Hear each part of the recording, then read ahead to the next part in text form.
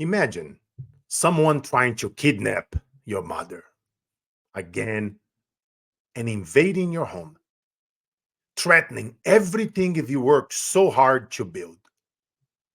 That's the harsh reality I'm facing right now in the Amazon in Brazil, where criminals are relentless trying to take my family and my farm.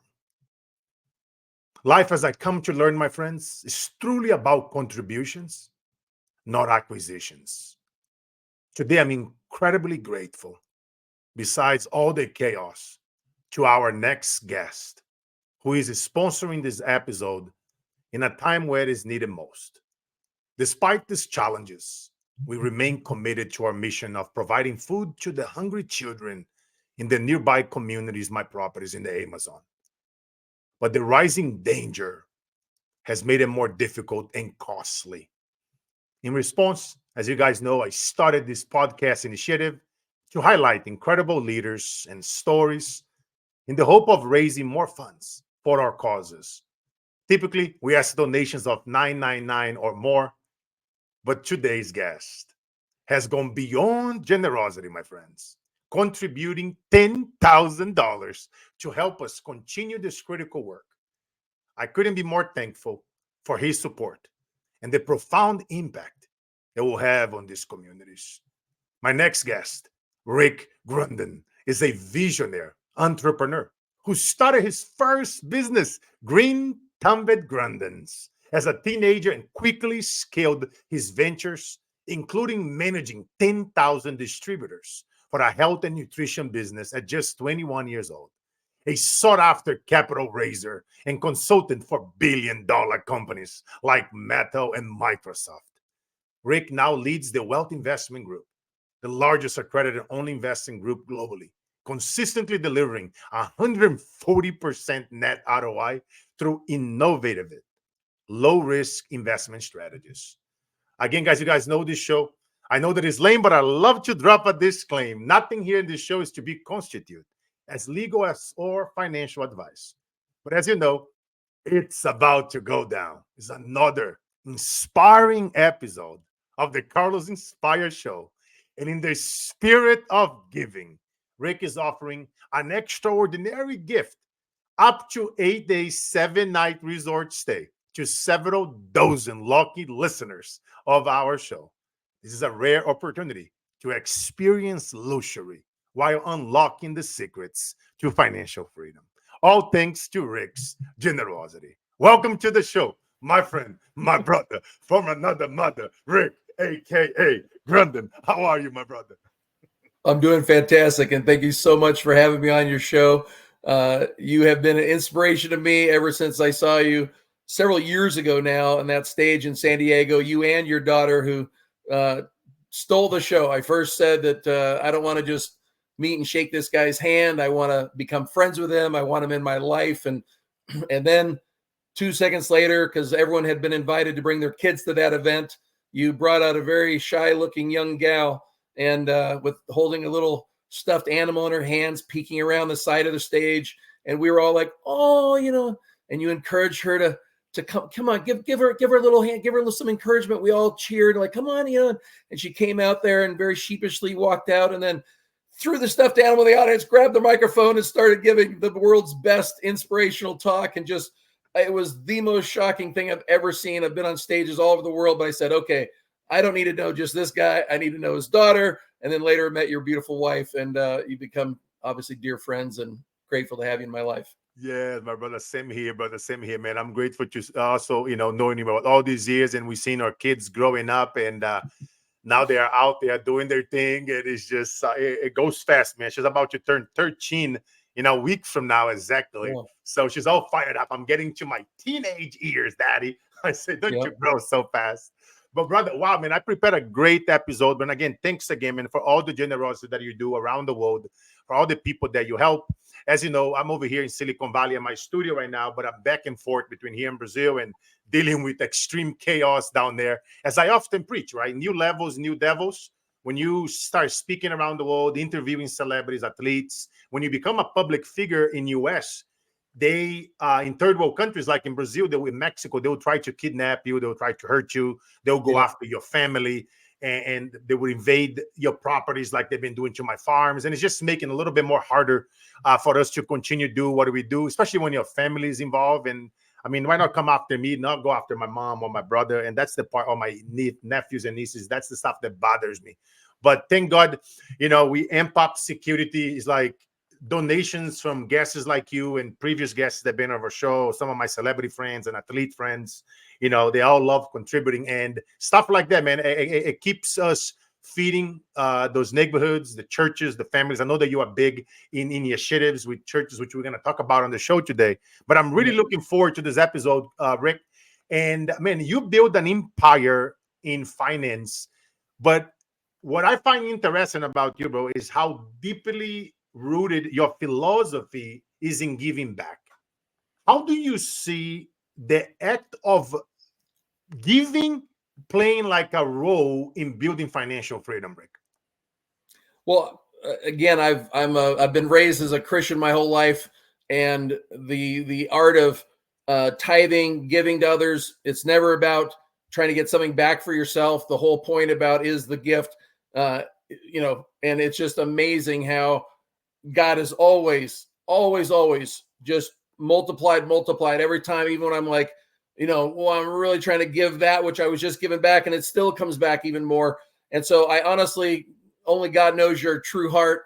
I'm not giving in order to get back, but I just can't help but acknowledge it, and would point these things out to my son, who was raised, his mother sadly was an atheist. And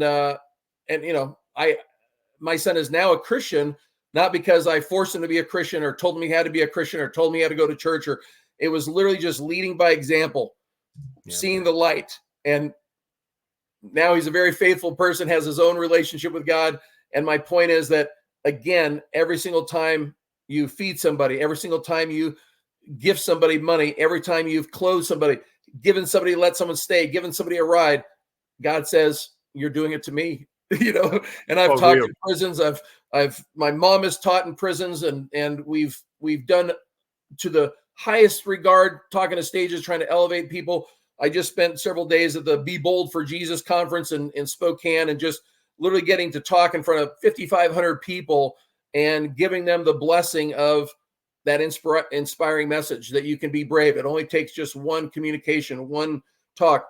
I brought more people to the light when I was maintaining my faith during the darkest times. I woke up to a bank scandal that a domestic bank scandal here in the United States. It wasn't some offshore, oh, you sent your money to, no, it was Arkansas. And got a call one day where, my assistant, I came in and I'm going through I was at a very long meeting, lunch, 2 hours. And I came in, had about 5 messages, and I'm going, oh, I know them. And I got to this other message, and it literally said, Asia, called Asia. And the last name was like a very common American name, like Wilson or something. And I was like, it was a 310 number. I lived in Los Angeles at the time. And I said to my assistant, like, Asia, like nobody's called Asia. And he's like, yeah, definitely. I said, well, did you have them spell it? He goes, I didn't need to. They were very articulate. And I said, well, did she? And he goes, oh, it was a he.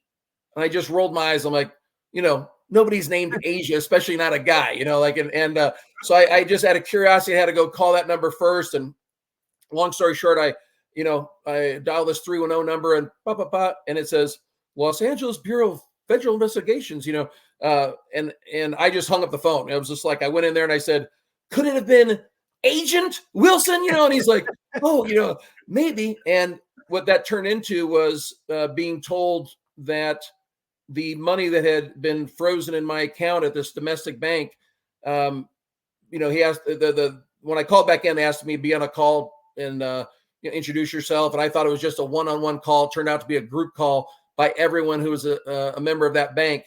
And I was sitting there. I just had finished, these 3 to 4 events I would do a year where someone else put on the event.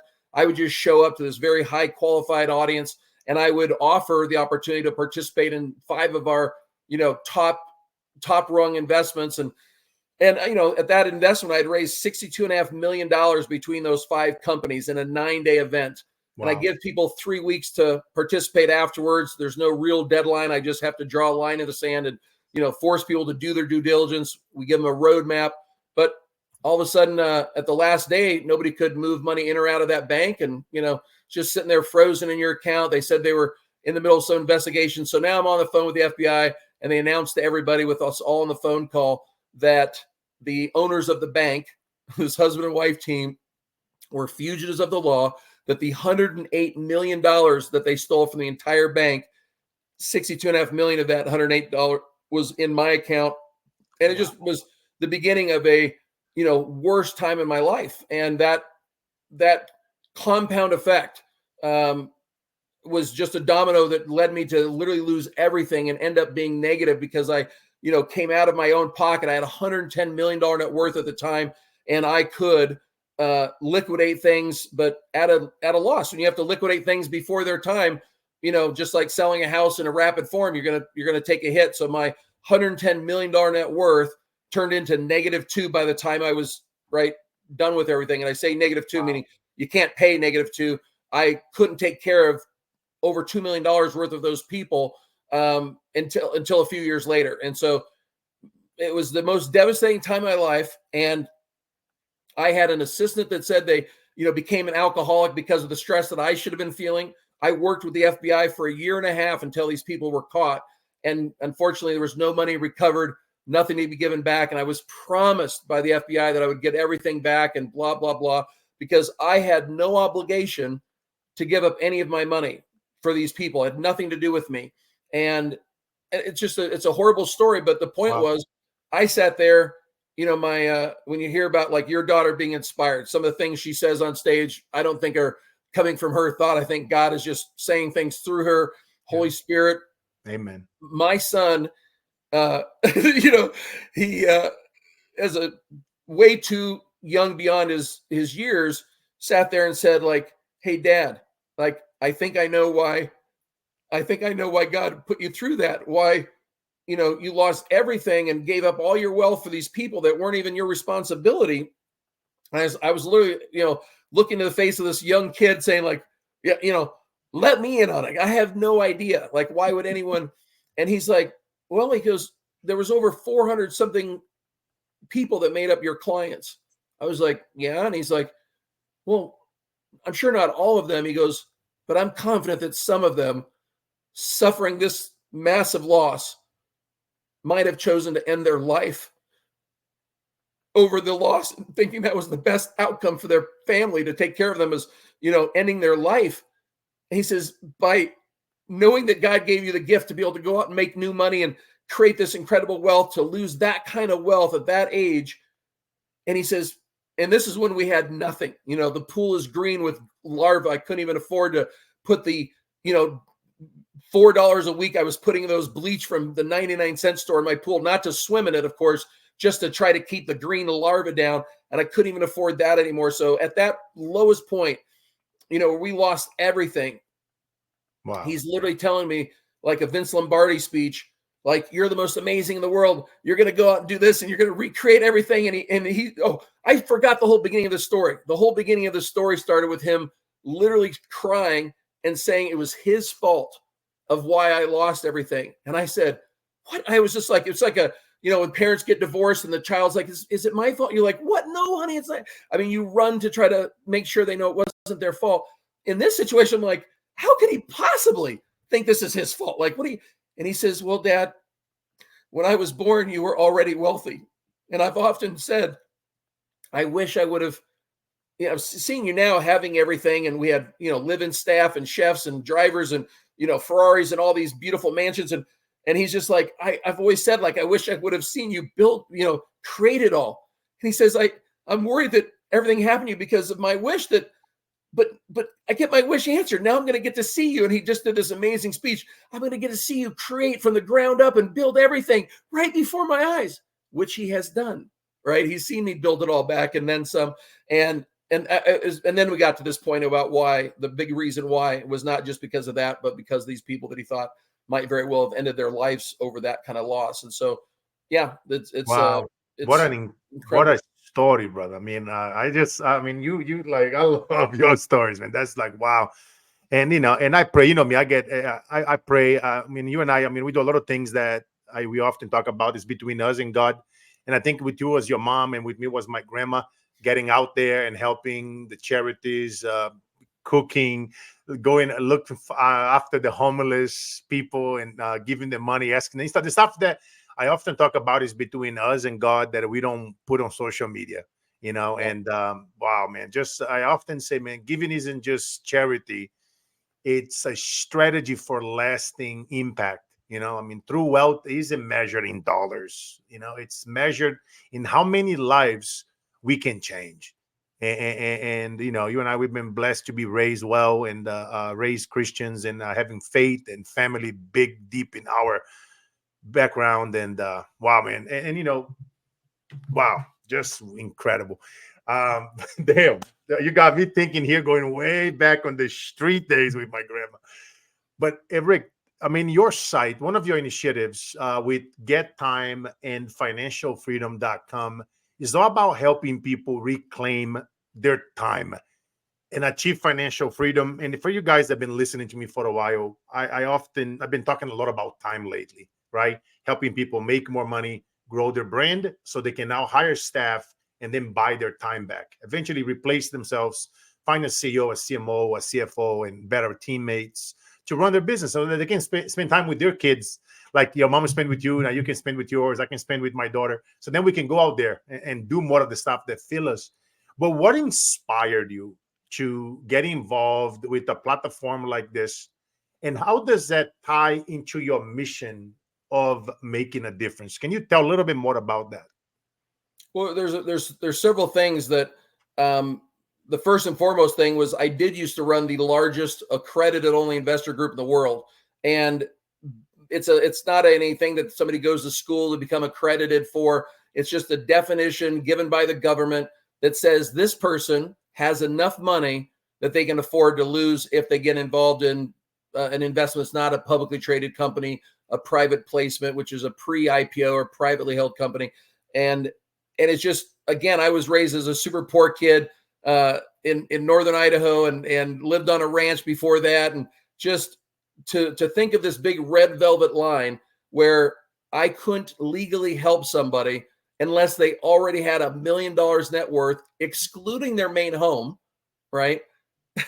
Or made $200,000 a year in income the previous 2 years and expected to make the same or greater the current year, or together with their spouse made $300,000 the previous 2 years and expect to make the same or greater. So having that be the minimum requirement for me just to be able to help you.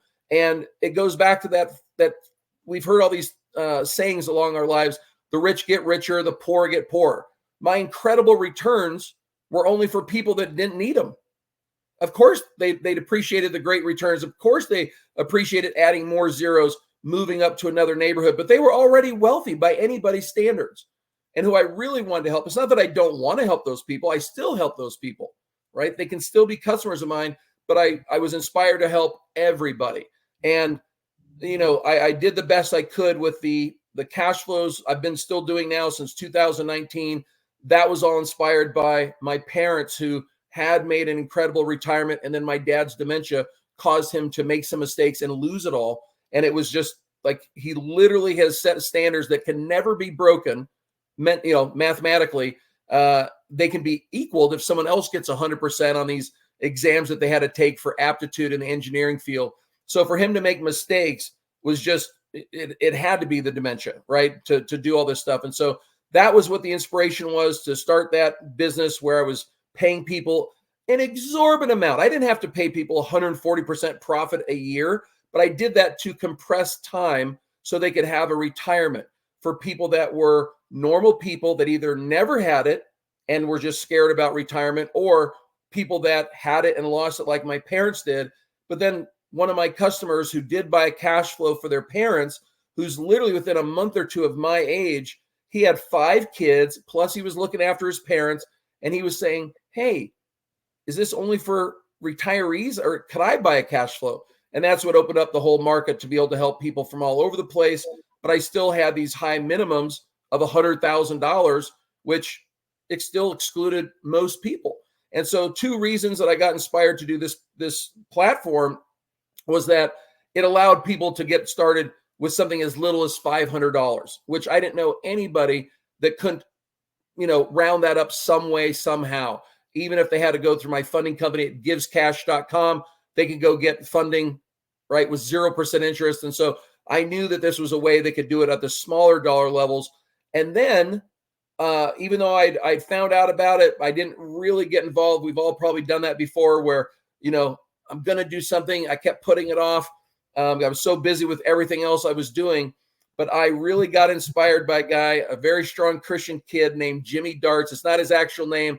I'm trying to think of his actual name off the top of my head, but he goes by Jimmy Darts on all the different social media platforms. And he coined this phrase, undercover kindness. And it caught my heart in such a way. There was a favorite book series of mine that I'm sure everyone's heard about, or at least most of the audience has probably heard about, Chicken Soup for the Soul. The reason why it was called Chicken Soup for the Soul was that it gives you that warm, fuzzy feeling, just like if you're sick. That's why mom would give you chicken soup. It's not that it had some, healing mechanism that, the chicken combined with those big fat white noodles and combined with the broth. No, it just made you feel amazing and hopefully made you feel better. And that's what the modern day Chicken Soup for the Soul is to me, is watching a guy like Jimmy Darts, who instead of just going out and gifting people money, he was looking for ways to put a spotlight on people's kindness. And he would purposely go to low income areas. He would even approach people that were out on the street themselves, begging for money. He was, finding somebody selling mops. He just looks for people. And then he's asking them very humbly and secretively, and he's wearing some kind of hidden camera. And he's asking, excuse me, either I'm really hungry and I just need a couple dollars. Do you mind so I can get a burrito or something? Or, hey, I'm trying to buy this for my daughter, or something where or need to get on the bus. I just need $1 or $2 is typically the dollar amount. And when somebody helps him and says, yeah, even though you can tell that they're in need themselves, right? He turns around and surprises them and gifts them $500. And then sometimes it's $1,000. He's partnered with some people where he's given $10,000. And then his followers are so incredible. So one of my favorite things he does is, and this is the second line of very similarity to this other program that came to the front of my mind all of a sudden when I was inspired by him, was, and I'll be the first one to admit that if someone gave me the choice of saying, would you rather have $500 yourself, or would you rather gift somebody $1,000? You gift people in the store $1,000. And so many people are like, I'd rather gift people $1,000. And I think that's amazing. But I'm literally sitting there saying, please don't judge me and make me feel like I'm a horrible person, because I'd be like, oh, I'll take the 500. If I want to give it, my $500 away, I will. But I definitely would rather, hold that in my hands. But then I just get so inspired by these people that even though they're shopping at a Walmart and probably needing low cost and don't have enough, and they're like, I'd rather give it. And then they go around giving these $100 bills to 10 people and watching their, the hugs come out, complete strangers it's inspiring. And then he'll turn around and say, hey, because you chose to give away the 1,000 instead of getting that 500, here's 1,000 for you. And it's just obviously a tearful moment. And that's what the inspiration was. And then to go in a bigger sense, I just simply said, wouldn't it be great when you hear and see the reactions, people crying, people getting emotional over this gift of $500 or $1,000 or sometimes $10,000. And they're just like, it's so life-changing. And I'm thinking, what if you could give somebody a system where they would be getting those $500 gifts or $1,000 gifts or $2,000, $3,000, $4,000 gifts all the time, just endlessly. And a gift, right? If you receive a gift in the United States, and every country has their own rules, but it's very, very similar. In America right now, I can gift anybody, if I have the money to do so, I can gift somebody up to $18,000, right? And they don't have to pay taxes on it. That's tax-free, legal tax-free money. And the way I liked about this system was that no one person gifts you more than $10,500. That's the most that one person gifts you. So, literally almost just a little over half of what the limit is. So I really love that aspect of it. But the big point is, I sat here in a way where Jimmy's fans would often hear a story, be touched by someone's generosity, their kindness, their, when they sit there and say, thank you so much. And then they tell their story about why this $500 or this $1,000 impacted them so much and why they got emotional. And then their fans are like, go create a GoFundMe page or a Cash App account, and they'll gift them in 24 hours. They're gifting these people $14,000, $25,000, $40,000. I've seen $70,000. I've seen over $100,000 gifted to a complete stranger that he didn't just met yesterday. And that kind of impact, I said, my gosh, that's got to feel amazing, right? To give that away. And again, I was Oprah's bodyguard, as many other celebrities, being my gigantic self and Mr.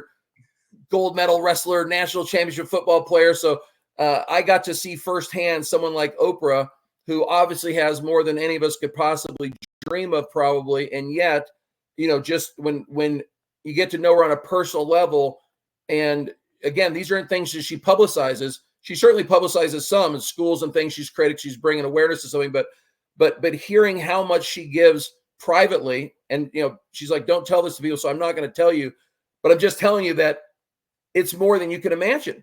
And she says, I'm not doing it for any other reason. I've got so much. It's just honestly feels so good. And I'm like, yes, it does feel so good. So those are my big inspirational moments. When I saw that this program seemed to match up exactly with those things, I felt it was a sign that I was supposed to focus on this and, again, open up the opportunity for me to bless people even more so. And this is going to be shocking to you, more so than I do for my, higher end clients, that the minimums are 100,000, which we're changing this year moving forward. By the way, we're going into international markets using all that new AI technology where I can offer my message in Italian or German or French or Chinese. And because I'm not having to teach them something, they can get that message of those things that I offer. And because it's different industry, countries, and their economies might be anywhere near America's economy. So giving 100,000 would seem unrealistic. So getting paid 20% a month on 10,000 or 5,000 even might be life-changing to someone in India. So we're removing all those minimums on that bigger stuff. So I'll be able to help people in those regards. But here's the trick. As much as it is for me to pay someone 140% profit a year, which that's over double the highest yielding hedge fund, which hedge funds cost $500,000 to $2.5 million just to get into. And the highest hedge fund last year paid 60%. I'm paying 140%. I've been doing it for years now. But here's the fact of it all. If I gave those customers access to this, what I'm talking to your audience about today, they could literally become the bank in the sense of, making a 2 to 3x on your money a month when you're putting, paid advertising. Again, there's all sorts of different tools that they use to get the word out for you. But one of those is through paid advertising, if you choose to. It's not something anyone has to do, but I'm just telling you, my experience in that industry was so life-changing, right? I'm a math genius. I have to use a calculator, unlike my father that could do, 9 decimal points out in math in his head. So I'm not that guy, but I know how to use a calculator just fine. And the first line in doing any math is usually estimating what the answer would be, right? And then I'll go do the math and just ballpark it first. But I was given an opportunity where traffic could be generated for something I owned, and just putting in $3,000 was all that I put into the traffic. And I said, you know what? My birthday's in June. It's in 6 months from now. My son's birthday, it's in June. Why don't you go ahead and put it in and just let it compound on itself, whatever it makes, put it back into more marketing, etc., for the next 6 months and surprise me.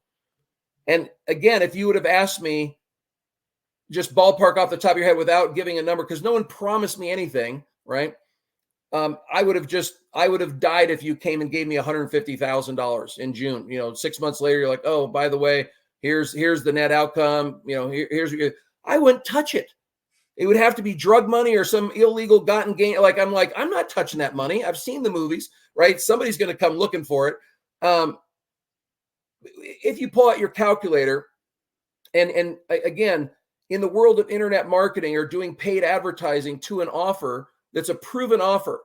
This thing I'm going to be inviting people to has been around since 2001. This funnel has been going since 2004. And it's like, you can't have something running that many years that isn't working. Nobody could afford to keep it going, right? It has to years. be. Pardon me? That's 20-year funnel. It's a 20-year funnel. And so, yeah, what was I just saying? I was just talking about, what was I just saying? Unfortunately. You were talking about how the funnel works and how what are you going about to introduce in this 20-year funnel and how incredible it's working with advertising and. Oh, thank you. It was about that. It was about the giving someone the ability to make that money themselves, right? And so when we sat here with the math, and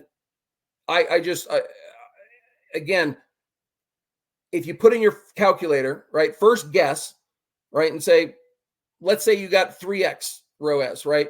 A ROAS means return on ad spend. We use the term in investing at return on investment, but that's meant for when you buy an actual asset, stocks, bonds, real estate, precious metals, precious gems.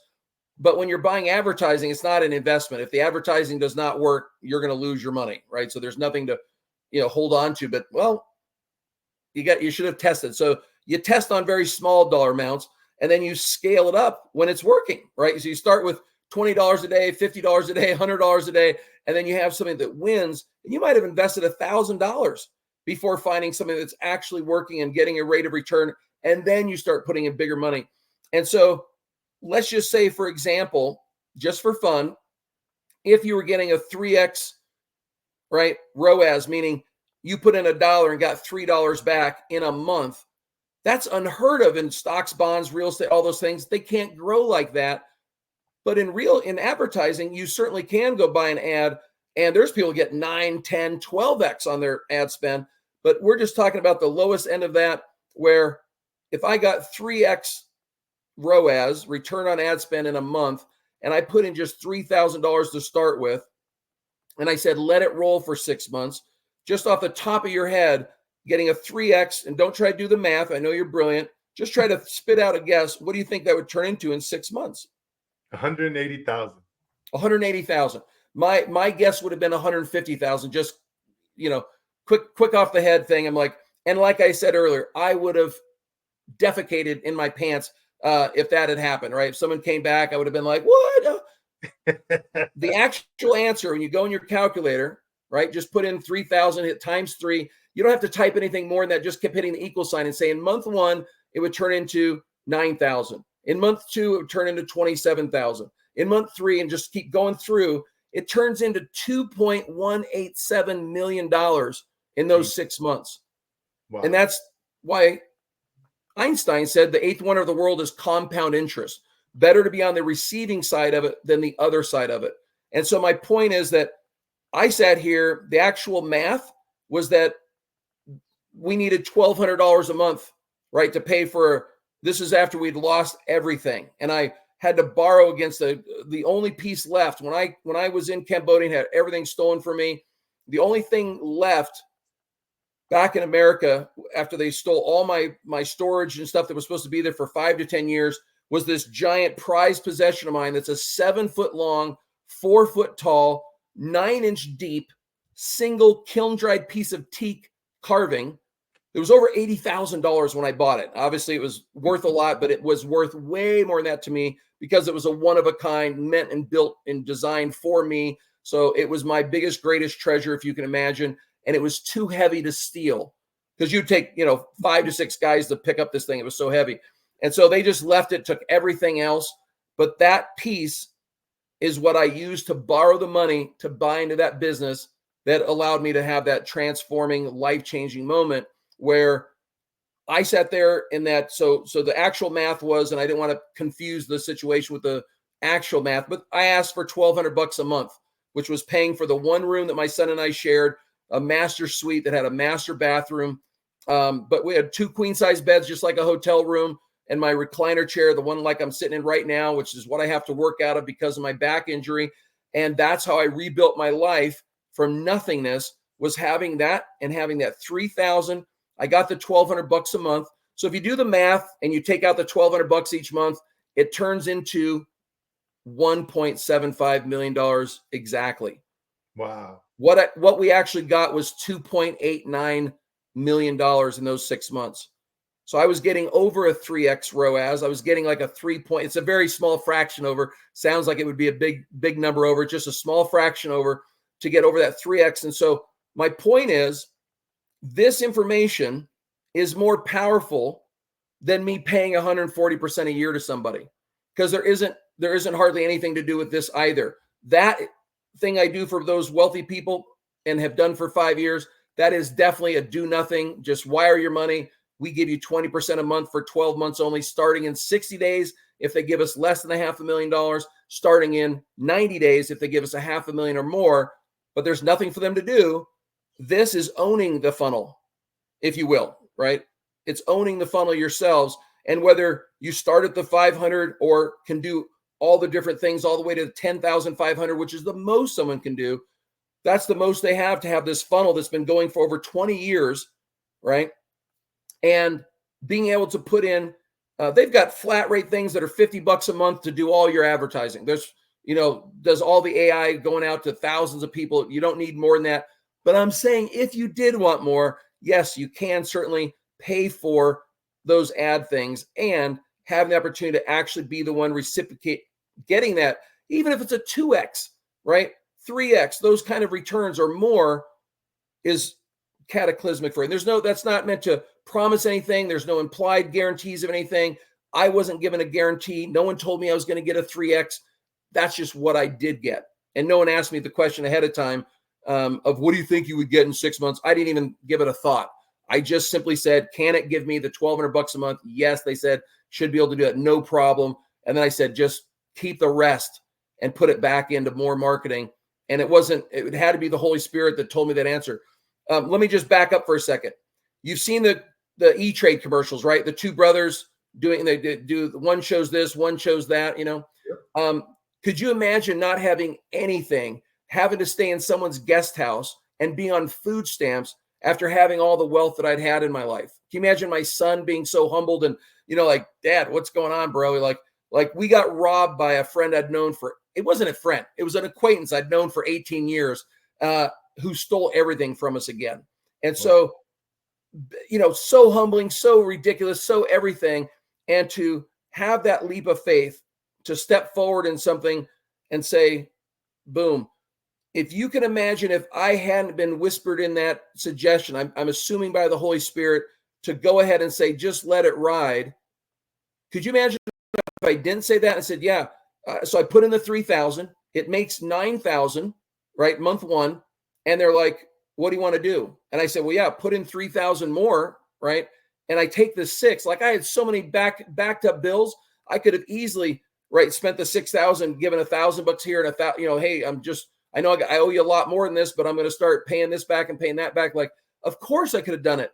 And if you were my buddy back then, we hadn't met each other yet in 2019, but soon after that, but I would have been high-fiving you, saying how God is so great.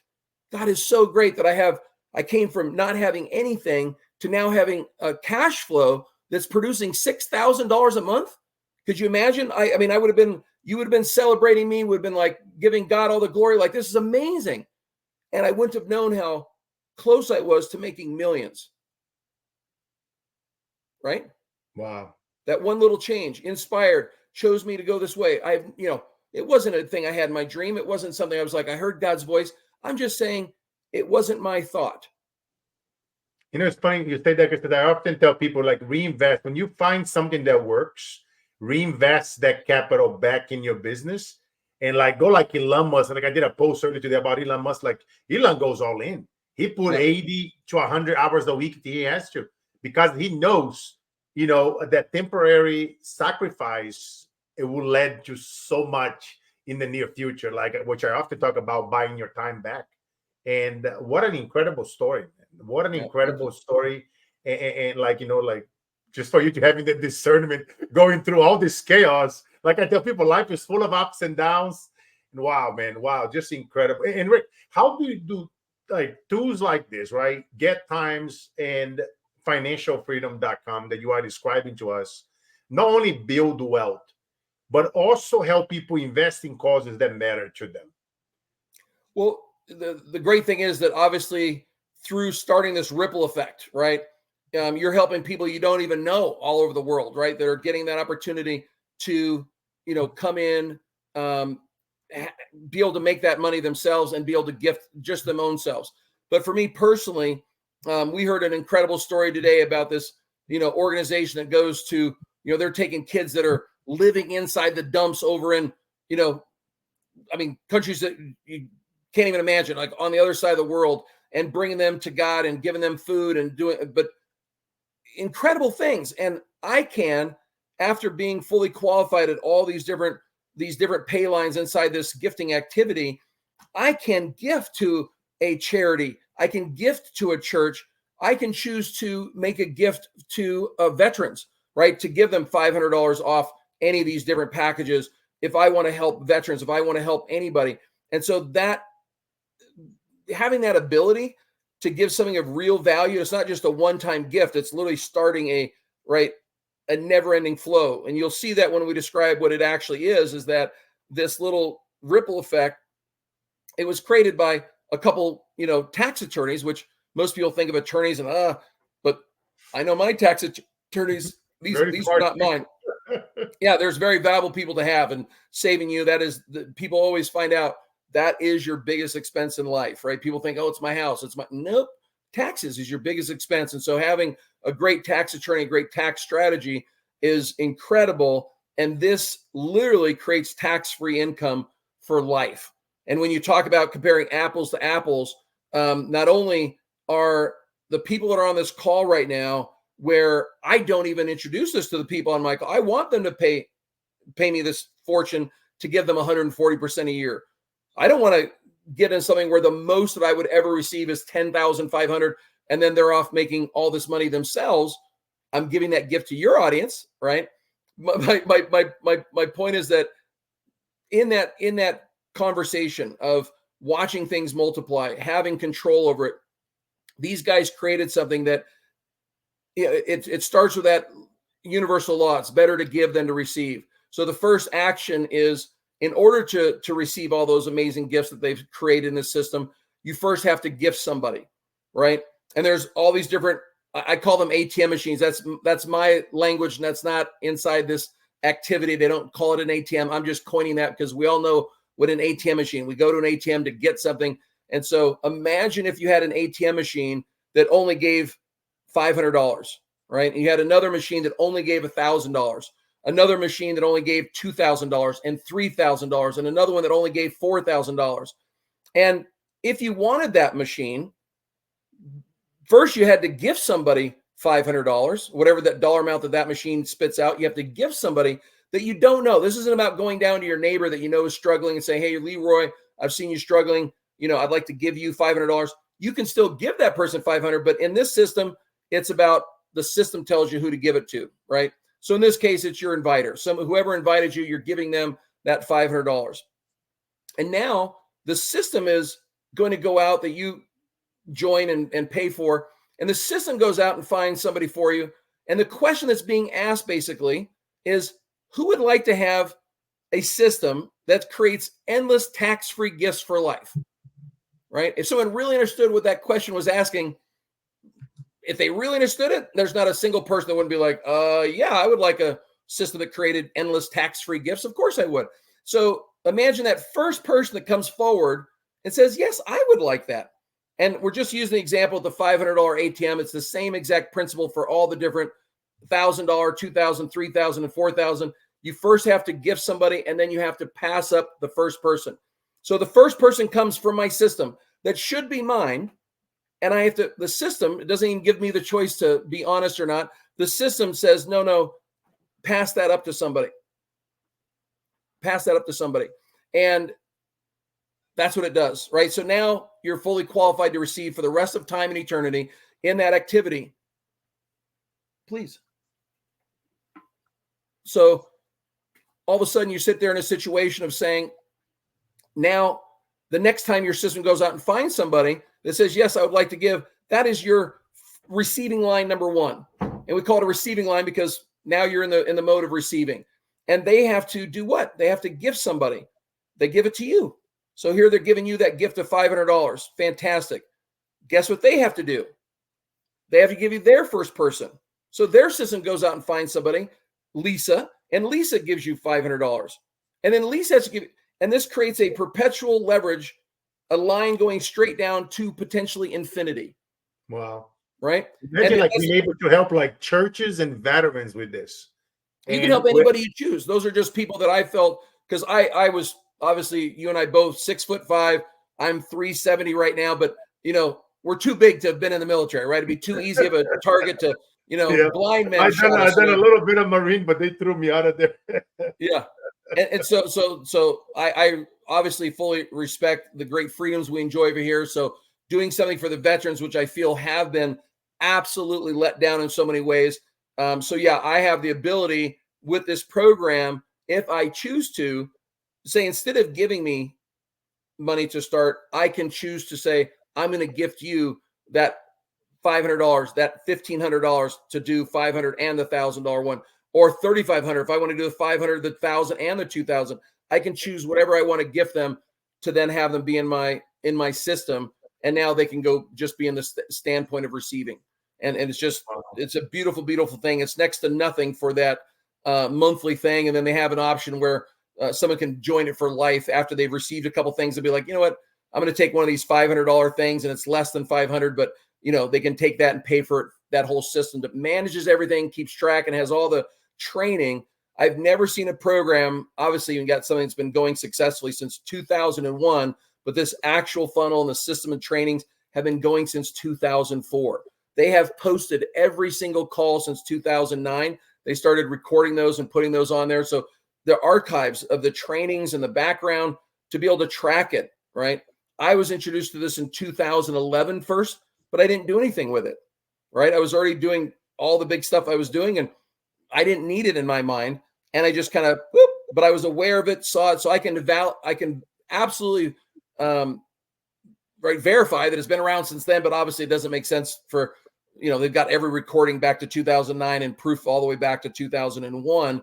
But my point is, nothing in the world of advertising stays around if it's not working. And now it's in 43 some odd countries, where, like in Canada, for example, there's no limit to how much you can gift somebody and then not have to pay taxes on it. If I want to give somebody $1 million, right, they don't have to pay taxes on it. They're just like, oh, thank you, Uncle Rick, you know. Wow. Just incredible, brother. Wow. Man, we show, if you guys know, we try to keep the show within less than an hour. We have 47 minutes, Rick. So I have a few more questions here for you, brother. Just incredible. Wow. For anybody that want to learn more, so they can go to gettimeandfinancialfreedom.com. For some of you guys listening to us here later, you guys know every Monday at 7:17 a.m. Pacific, we release a new episode of the CarlosInspireShow.com. Wow, incredible. And Rick, I mean, you built wealth by empowering others to do the same, which I love how you do it. Can you share a story where giving back led to unexpected yet profound return? Well, yeah, I was, again, you know, I've lost over 300 pounds from I totaled the Ferrari with my son. I hurt my back. I put on a bunch of weight. Unfortunately, I was immobilized, bedridden.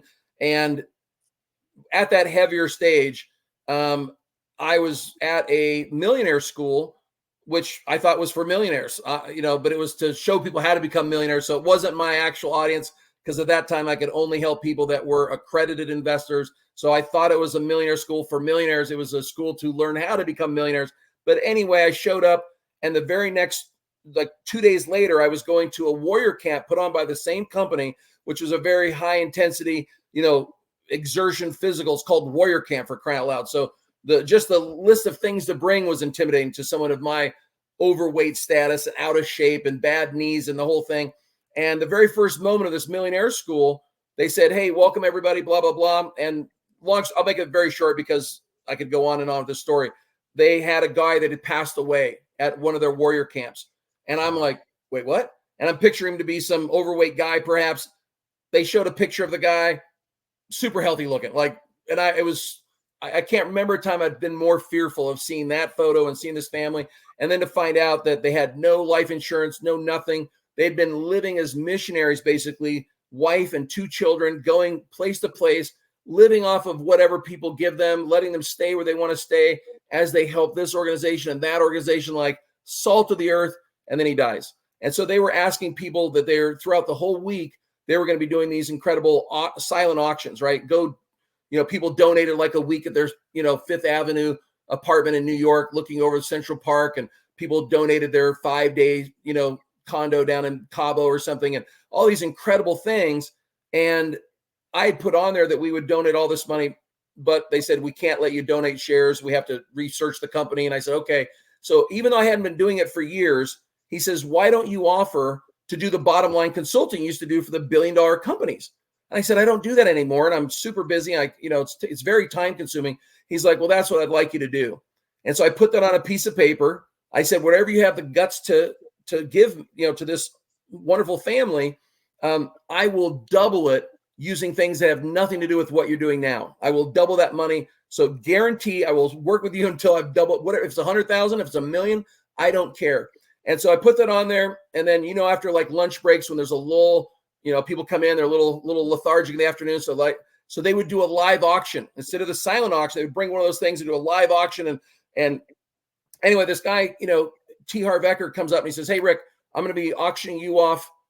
I'm going to be auctioning your offer off tomorrow after lunchtime. And I go, no, you're not. No, you're not. Like mine's, I don't want to be up there one of those like bid for the Bachelor. No one bids on me, like it's so boring. And so like, please don't do that. Live auctions are intense. I was like, no, and, but there he was off to the races. And so I was like, okay, well, that night, my little son, who was only 6 or so at that time, he lost the first person. We talked about death and he could explain it backwards and forwards to me, what happens when somebody dies. But it was the first time he lost somebody. His grandmother on his mom's side passed away, and he was devastated. And he was crying for me to come home. It was already so late at night when I found out that he wasn't going to be able to see me that night anyway. So the first opportunity would be in the morning. I was in Vegas and he was in Los Angeles. First opportunity would be in the morning or at, after my talk in the afternoon. And I sat here and, told him what was going on. This family lost their father, lost their husband, lost this and lost that, lost their dad. And they didn't have like what we have. And I'm like, how could I be trying to communicate such a high level conversation to this little 6-year-old? But that's how I always talked to him, like he was an adult. And when I got done, he regurgitated to me through the tears in his eyes. He's like, so, these 2 kids lost their dad and she lost her husband. I'm like, yeah. And they don't have money. I'm like, yeah. And I said, so best case scenario, I can see you in the morning, or I have an opportunity to help this family and I can see you in the afternoon after you have lunch. And he sat there and thought about it. He goes, well, as much as I want to see you as soon as possible, he said, if you can help this family, then I can wait till the afternoon. And I had tears in my eyes. I was just on one of those house phones and I, at my size and at that, I was, 475 pounds at that time. Like for me to get down on my knees with 8 knee surgeries, it was a difficult thing, but that's how we remember, I pray walking around, jogging, whatever. I don't have to be on my hands and knees to pray. But I got on my hands and knees and said, dear Lord, I don't need any edification. I don't need to have any, accolades or look like a rock star. But if you could make this the most incredible thing outside of anything anyone would ever expect, so I would know it was you. So to honor my son, right?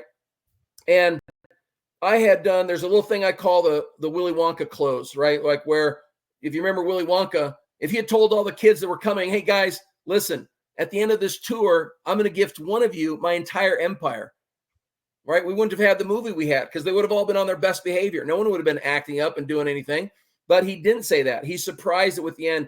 And when Charlie came back and gave that last gobsmacker after he was being so rude and so horrible, and then he turned like, Charlie, you did it. And right, gives the big reveal. So because T. Harv Eker had told me I couldn't gift, my wife and I had decided to give, $1 million of our, Australian Biofund Investments Limited, just not take any profit for ourselves, whatever these people wanted to invest in, which is what they were there for. We weren't at a bowling convention. We were at a millionaire school about investing. So It was right in alignment, but he says, hey, Rick, I'm sure it's amazing. I'm sure it's great, but we can't let you offer that, blah, blah, blah. I said, well, I can give it to anybody. So I said privately, and I'd never made this public, I said in my heart and said it to God, that whoever does, win, I'm going to give them whatever dollar amount they gave. I'm going to give them that in shares, which is supposed to go up and did go up by 5 or 10x at that, after that point. So, and then it's in Australia. So I said, I'll also take them and a partner, spouse, girlfriend, whoever, son, whoever they wanted to bring. I'll take them to Australia with a write-off of visiting the people that run the Australian biofund, but we're going to make it a 2-week vacation and, write the whole thing off, and I'll take them on my dime, everything paid for. And then I was also going to give them a computer, right? Back in that day, this is back in 2007 or so, not 2004, I take it back. 2004, my son was born in 98. So do the math, 6 years old. And, computers were like $3 or $4 grand at that point. And so I was like, boom, we're going to do this, going to do that. And that was my little secret. And so now he's doing the event, and, T. Harv Eker is still, I think, the best in the world at introducing somebody. Like you think like, oh, it's not me. It must be, Superman coming in next. He did this amazing introduction. He starts doing this auction. There's 3 people that will not put their hand down, and the bidding's got up to $25,000. And this is, again, people that aren't millionaires. It's just normal people. I'm sure that by statistics, there's some millionaires in a 1,200 person audience, but it's not my normal audience of accredited investors. But he says, oh my gosh, they're not putting their hands down. He doesn't want it to get too crazy for them. So he says, Rick, are you in the room? Coming up here. He brings me up. And when a speaker, turns off their mic, they lean in and they're like, they want to say something private. So they shut off their mic thing. Right. Yep. So he does exactly that. I see him reach his hand down. He looks like he's touching his mic. He's like, Rick, let me ask you something. He's like, and I leaned in for a private little something. He's like, would you do it for all 3 of them? So we don't have to turn anyone away, right? Raise 3 times the amount of money. So all of them put in 25 grand. It was crazy. The whole crowd going, and I'm over here freaking out like, no, I won't. I didn't want to do this for one person, let alone 3 people doing bottom line consulting. Like, no. But I was like, okay. I got Steve hard put you on the spot. and so we're all sinners, right? Like, let's just, I'm a sinner, you're a sinner. Everyone on this planet. Oh yeah, I always tell people, gotta keep it real. Document the good, the bad, the ugly, and just keep it real, because then people love that. Here's my sin. Ready? First thought. I'm sitting there like, first of all, I don't want to do this for 3 people, right? For sure. But $75,000 going to this family was heartwarming, to say the least. Second thought was, you know what? Forget all this stuff. I was going to do it for 1, but I'm not doing it for 3, right? The shares, I didn't mind giving people the shares, which was the biggest gift of all those things. But 3 trips, for 2 people each, and 3 computers, like that was more than I was, I wasn't, doing all that.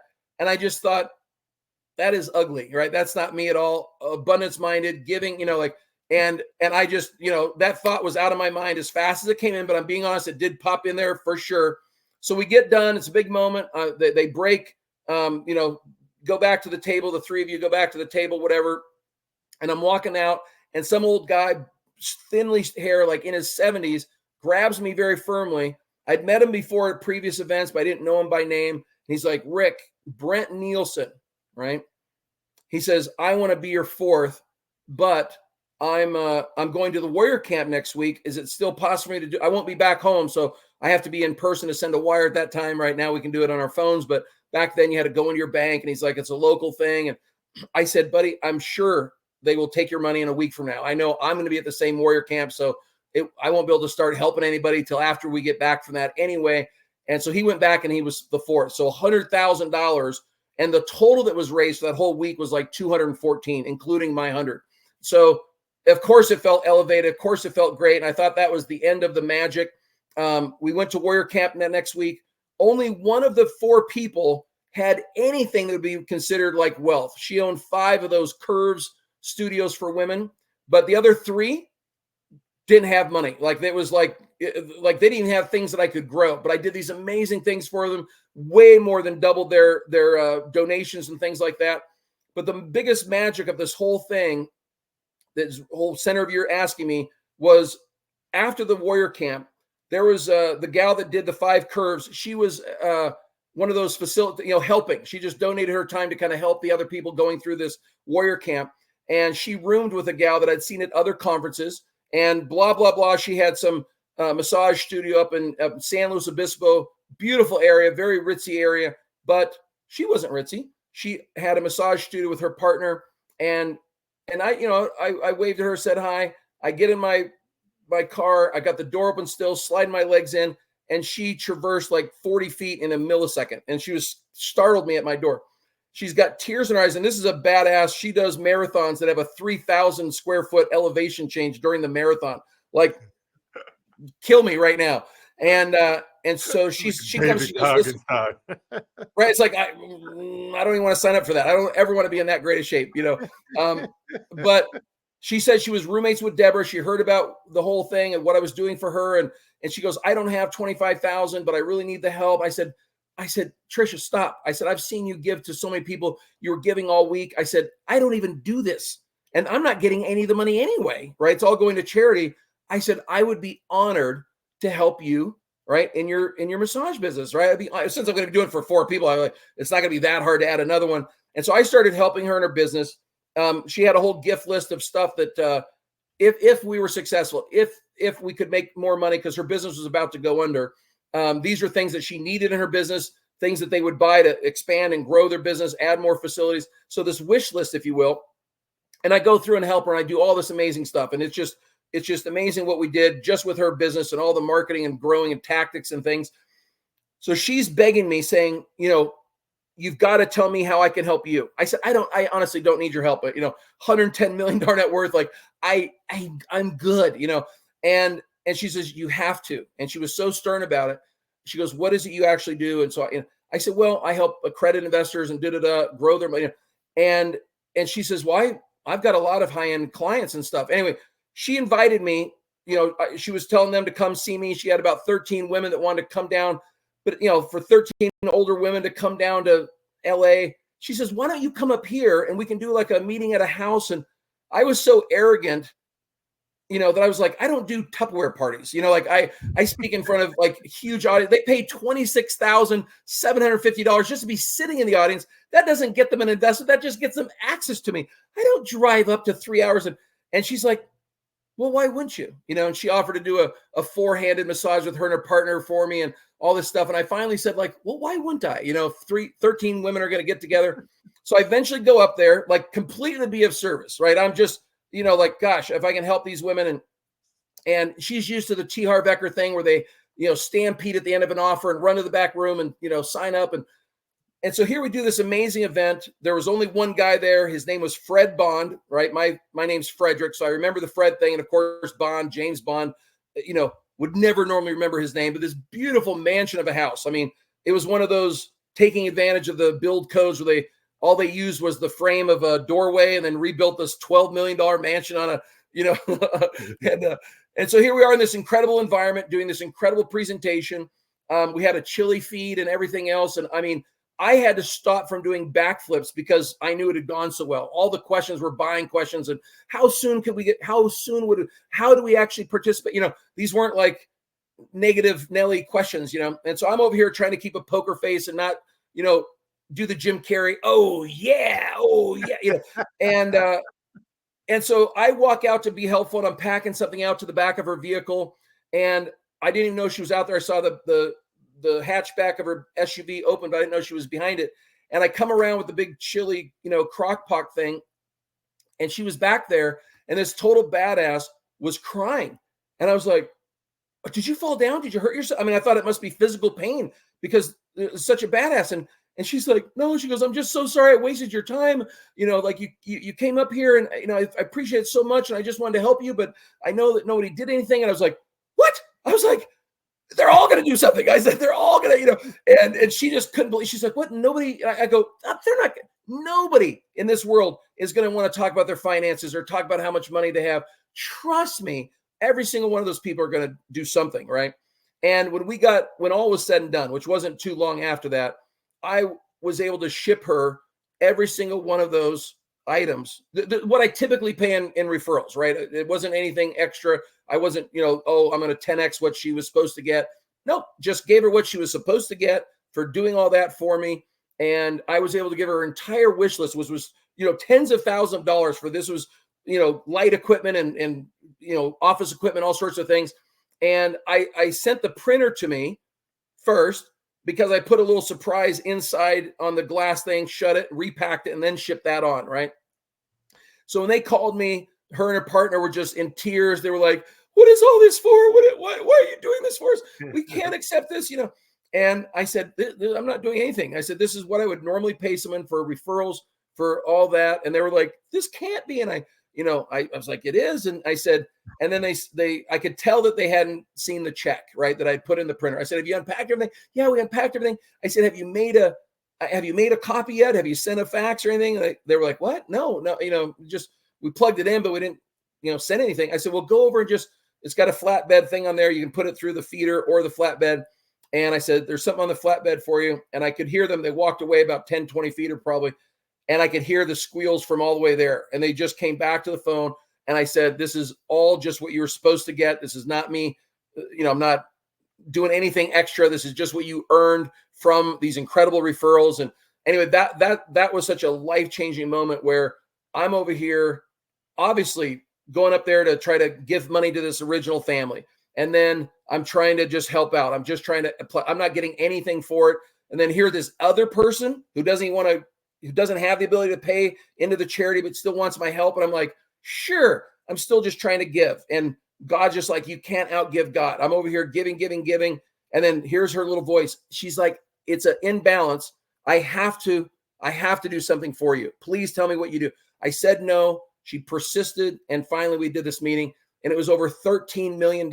Each of those people did over $1 million collectively, meaning somebody did 4, one person did 500, but I'm saying collectively it was over $1 million each for those 13 widows sitting in this house, this little Tupperware party, if you will. And so I started doing those over and over again, meaning that little moment led to me doing in-home things, which I'd never done that before. Like, that was a part of my business. If you added up those little tiny things where people get together, 5, sometimes 10 people, "Hey, these are my friends. They want to hear about this." And I was like, sure, I would come over. I'd never done that before. And so it wasn't just the 13 million that I brought in, which I didn't make all of that. I make about sometimes a third, sometimes a quarter, but I make a lot of it. And, to come from somebody who I was just trying to give and be nice to. So it constantly always echoes in, you can't outgive God. Wow, man. Amen to that. But to talk about trading expectations for appreciation, my friend. Wow. And Rick, as we get over here to the end of this incredible episode, man, we're going to take this one to the grave. What an incredible show. Where is the best place for people to continue this conversation with you? Where do you hang around the most, on social media or a particular site? What is the best place for them to hang around with you? And part 2, how can they get up to 8 days, 7-night resort stay that we talk about at the beginning of this episode? For everybody that stayed with us here until the end, for everybody that stay here until the end, shout out, because you are a doer. So where's the best place, Rick, that you spend the most time on social media or site that they can continue a conversation with, they can reach out to you? And then part 2, how they can get up to 8 days, 7-night resort. Thank you. Well, the best place is to go to the site, gettimeandfinancialfreedom.com. I'm the only person that gets any of that information. It's not sold to anybody. So we'll ask you, after you watch a little short 5-minute something, before you go into these 7 steps. Again, this is even if you're not interested in the offer, you should study it from a standpoint of watching something that's been working. There's not many funnels in this world that have been working since 2004, over 20 years. So go to that site, go through the entire steps. It's going to take you about an hour, right? So it's a commitment of time. And I'm stealing something from the timeshare industry, right? This has nothing to do with timeshare, it's nothing to do with travel. But I'm sitting there saying that my family never got to go on a vacation. My mom drugged my dad and us because we didn't have money for a babysitter. You're not supposed to bring your kids to a timeshare presentation, but my mom was promised a vacation, right? A resort stay somewhere that we could go to and have an overnight stay for several days. And so we went only to get that vacation, no purchase necessary, blah, blah, blah. And we went there. We ended up being one of those families that actually invested and bought the timeshare at the end of it. So I'm ethically bribing you by saying, if anyone on here, and you can forward this message to somebody else if you want them to get a free vacation, because I'm going to do this until my eyes bleed, because we asked thousands and thousands of people, if you got time and financial freedom, where you had money, you had time, and what would you do? Besides the obvious of paying off bills and things you've been, burning holes in your socket, what would you do for you? And by far, like over 90% of the answer was all about travel. I would take my family here. I would go here. And so that's why I'm giving you this amazing gift. So you'll be able to choose from 48 different resorts, 4 days, 3 nights in America, in the continental US.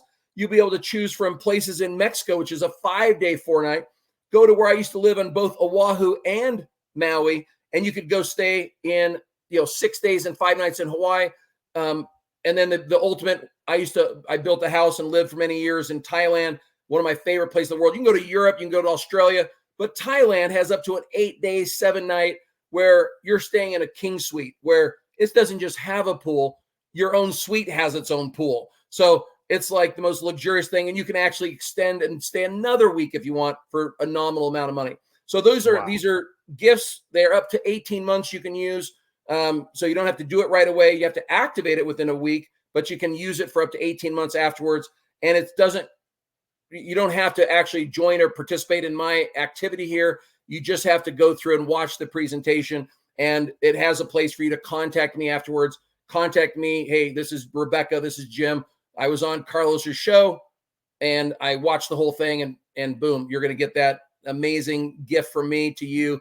And if somebody is in this call right now that says, man, I couldn't even fly somewhere to these amazing places, I just want to go to a local hotel, I will also give up to $500 to that person in hotel rewards that they can use as discounts off of their local, and they're good at hotels all over the world, but I'm saying you could use them specifically in your local area as well. So they don't have to go to a resort if they don't want to, but they'll choose either or. And there is no timeshare requirement when you go to these resort stays. So I just want to make that clear. No presentations, right? But yeah, wow, no, but this that's the best man. place. And if they just want to get on my calendar, they can go to buycashflows.com, and that's just a Calendly link. They can book a time, or just text or call, because I'm the guy I've always prided myself, because I've lived all over the world. Most people can't track me. I'm more hard to find than Waldo. And so, my phone number, which I'm not going to give out on this, but we can put that in the end. You can all, text me. But I would just say go to my buycashflows.com site, which is just a Calendly link. And you don't have to do the cash flows. Just book a time on there, and we'll talk about this, talk about anything you want to talk about. I'm here to give my time. But the biggest place is go to that site, get timeandfinancialfreedom.com. You've got all my contact info, including my phone number, direct call, text me, whatever you feel most comfortable with. And I'd be happy to talk to you, answer your questions, and show you how you can create these endless streams, what we call perpetual leverage, through this amazing gifting ability. Wow, man. Just awesome, brother. Always giving, always adding massive value. Just incredible. And as you all know, guys, that takes us to the last final question of the show that many legends, friends of Rick and I, that been here on this show, like our good friend Frank Shankwitz, founder of Make-A-Wish, and it's no longer here, but we have this question that I'm about to ask Rick, recorded that, like I told, we're going to take this episode to the grave. Incredible episode. But my friend, it's 50 years from now. You're now 100 years old, and it's your eulogy.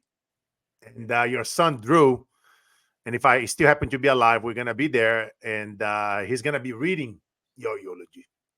And they're going to say, Rick, a.k.a. Grunden, incredible visionary entrepreneur, helped so many people around the world, was ... In your own words, Rick, who was Rick Grunden? Well, I'd like to first hope is mentioned that my mom is still living today. My dad has passed in my arms several years ago now. But I would first like to have them mention how great of a son I was. I just watched an interview with RuPaul, who I haven't had much exposure to, and he talked about the greatest moment of his life, with all the things he's ever done, was the one time he got to take care of his mother the night before she died and clean her backside just like she did for him when he was a baby, and to circle around. And so my greatest joy that I've had was the honor of doing that for both my parents when they were, my dad was dying, my mom almost died, and I was taking care of both of them. So that would be the greatest thing. First thing would be how great of a son I was, that I've given up my life. I just, as you know, I just left my amazing $15 million mansion on the water and selling it to come up here and take care of my mom, move into a very humble little 2-bedroom place because that's all she needs and wants. Bought her a car, and I'm here 24/7 because she's starting to have some issues. So first thing, great son. Next thing, great father. And I've been there for my son. He's truly one of my best friends. You've had the opportunity to meet him and get to know him as an adult. And it's one of the greatest relationships I have in my life. And then thirdly, my relationship with God is this, that, he was a super strong Christian that never gave up his faith, no matter what dark times came to him, no matter how many times he was beaten down, just never letting go of that light, and didn't just keep it to himself, but shared the gift with other people. And so I'm constantly witnessing to people, sharing that light, explaining why I believe the things I do, inviting them to have a relationship themselves. And that, I think, is my greatest contribution on this planet. And then, of course, the latter things was the athlete, the businessman, and the wonderful friend that I've been to so many people and have received, obviously, from other people. Wow. What an incredible answer, my brother. Now, God bless you, my friend. Rick Grunden in the house. Shout out my brother, Drew. Love you, kid. And your mom, give her a big hug from me, my brother. And yeah, guys, there you guys have it. Another incredible episode. As you guys know, life is all about the mission, never the commission. And you guys know, my friends, anybody that's struggling out there, before you pull that trigger, jump at that bridge, reach out, man. Reach out to Rick. Reach out to myself. You guys know we survived some, we beat some unbeatable odds, seeing the devils in the eyes. And always remind yourselves, imagine Rick, 6'5", 370 pounds, me 6'5", 305, looking at you and in the eyes and saying, the days that breaks us are truly the days that makes us. God bless you all. Amen. Thank you, brother.